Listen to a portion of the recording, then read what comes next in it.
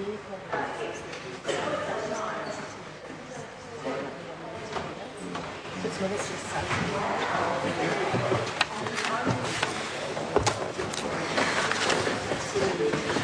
House has resumed. Members, the House is debating the second reading of the Lawyers and Conveyancers Amendment Bill.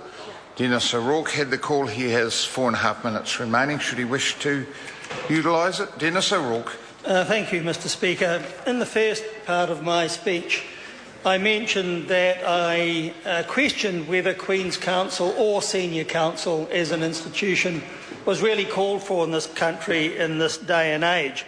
But to the extent that it was necessary, I said that it should be done in a fair, transparent and non-discriminatory way. I'd like to move on now and say that concerning eligibility, it is not clear to me why only barristers sole are favoured in this legislation. I don't see any reason why other practitioners should be excluded, whether they practice in law firms, whether incorporated or not, as indeed as is allowed in comparable jurisdictions. Nor should candidates be excluded if they are barristers and solicitors. In New Zealand, the position in that respect is quite different than it is in the United Kingdom. However, the strangest section, I think, is the new section 18A2, which substantially overrides the other sections in the legislation in respect of the royal prerogative. And I think that is complete nonsense. It is exactly the kind of provision that we should avoid.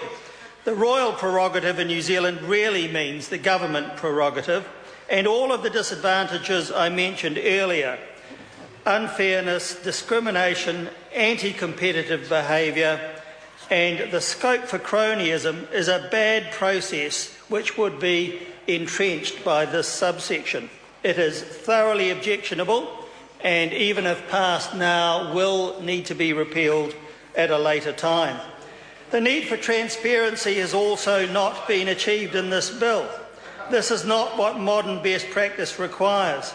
These days, people rightly insist on a transparent selection process for these kinds of things. This will be a closeted government process which the public could not have full confidence in. New Zealand First therefore objects to the entire concept of this retrograde bill. It is misconceived and is a step back to the bad old days of the past. It's a barrier to the development of a modern legal system. It's devoid of proper process. It is unnecessarily restrictive and is based on discrimination for no good reason when the proper objects, to the extent they may be useful, are negatived by eligibility rules and rules of practice. The object should be to define senior practitioners in specialist areas so that the public and other members of the profession are assisted in knowing to whom they may best go for specialist services. If that is not the objective, then there is no reason for Queen's Counsel or Senior Counsel for that matter at all. Any way you look at it, Mr Speaker, this bill is bad law and should not be passed. Mr Speaker. Alfred Naro. Thank you, Mr Speaker.